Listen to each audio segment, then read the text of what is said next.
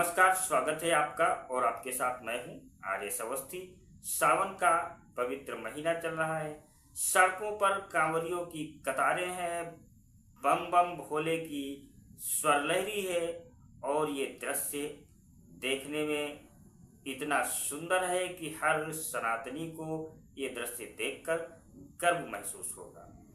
लेकिन ये जो दृश्य है, ये जो नज़ारा है और ये जो शिव भक्तों की कतारें सड़कों पर है, ये कई कट्टरपंथियों, कई वामपंथियों और सनातन विरोधियों की आंखों में चुभ रहा है।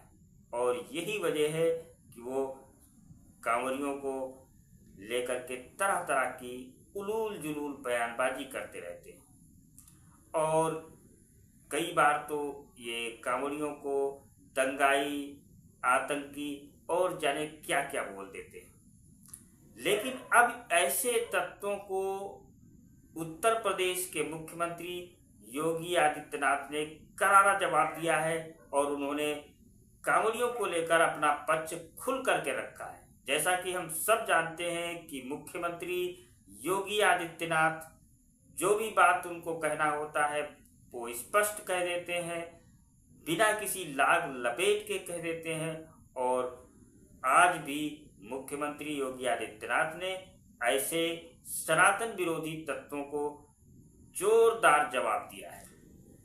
सीएम योगी आदित्यनाथ वाराणसी में भगवान बिरसा मुंडा पर आधारित राष्ट्रीय संगोष्ठी के उद्घाटन में पहुंचे थे और उन्होंने अपने भाषण पर कांवड़ यात्रा और मुहर्रम के जुलूस को लेकर भी अपना पक्ष रखा। उन्होंने कहा कि मुहर्रम का किसी ने विरोध नहीं किया, सरकार ने हादसे रोकने के लिए कुछ नियम बनाए हैं। इस नियम में ताजिए की लंबाई सीमित रखने को कहा, लेकिन कुछ लोगों ने जानबूझकर इसका उल्लंघन किया और इसका नतीजा ये हुआ कि जौनपुर के बड़े हादसे में 3 लोगों की मौत हो गई और उपद्रव करने की नीयत से लोगों ने रास्ता जाम कर दिया। तब पुलिस को बल प्रयोग करने के लिए कहा, क्योंकि लातों के भूत बातों से नहीं मानते। सावन के महीने के ठीक पहले, इसके ठीक पहले मुहर्रम का आयोजन हुआ। हमने एक व्यवस्था बना दी कि भाई देखो, आप ताजिया की हाइट इससे ज्यादा मत करना, इससे ज्यादा करेंगे तो देखिए फिर आप मांग करेंगे कि पेड़ की टहनी काटो, किसी के घर के छज्जे को काटो, कहीं हाई टेंशन के तार को हटाओ। अब एक आयोजन के लिए हम हाई टेंशन तार हटाएं, एक बड़े तबके के लिए, गांव के लिए या शहर के लिए बिजली बाधित कर दें, तो ये तो उन लोगों के साथ अन्याय है भाई, जो बिजली बिल का भुगतान कर रहे हैं। आप बिना बिल का भुगतान किए, बिना सड़क का चार्ज दिए आप अपनी यात्रा निकालना चाहते हैं और आप इसके लिए जो है चाहते हैं हो जाए। या किसी का घर, किसी ने मेहनत करके अपने घर को बनाया, आप उसके बर्जे को तोड़वा रहे हैं। एक पेड़ को लगने में 40 साल 50 साल लगते हैं, आप उसकी टहनियों को कटवा रहे हैं। क्यों कटवाएंगे आप? क्या अधिकार है आपको? हमने कहा यह नहीं होगा।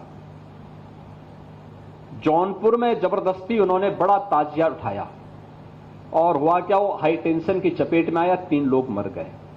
बाद में उन्होंने रास्ता जाम किया तो पुलिस ने कहा क्या करें? मैंने कहा लाठी मार करके बाहर करो इनको, क्योंकि ये लातों के भूत हैं, बातों से मानेंगे नहीं। कांवड़ यात्रा पर योगी आदित्यनाथ ने कहा कि कांवड़ियों को आतंकी और उपद्रवी बताकर मीडिया के एक हिस्से में मीडिया ट्रायल चल रहा है। जानबूझकर लोग माहौल खराब करना चाहते हैं। कांवड़ यात्रा एक पवित्र यात्रा है। कांवड़िए 300, 400 या कभी कभी 500 किलोमीटर तक पैदल चलते हैं और इस पवित्र यात्रा को लोग बदनाम करना चाहते हैं। कांवड़ यात्रा चल रही है, समाज का सबसे यानी श्रमिक वर्ग से लेकर के उच्च वर्ग तक हर व्यक्ति इस अभियान के साथ जुड़ा हुआ। एकता का अद्भुत संगम, कोई भेदभाव नहीं, न जाति का भेद है, न क्षेत्र का भेद है, न वर्ग का भेद है, न मत का भेद है, न संप्रदाय का भेद है। हर हर बम बम बोलते हुए जाते हैं। 300-400 किलोमीटर पैदल जाते हैं, फिर वहां से जल लेकर के कावड़ को कंधे में रख करके फिर उसी प्रकार से उसी भक्ति भाव के साथ चलते हैं।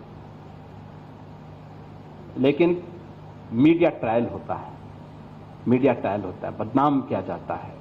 खूब उसके बारे में लिखा जाता है। उन्हें उपद्रवी और आतंकवादी तक बोलने का दुस्साहस होता है।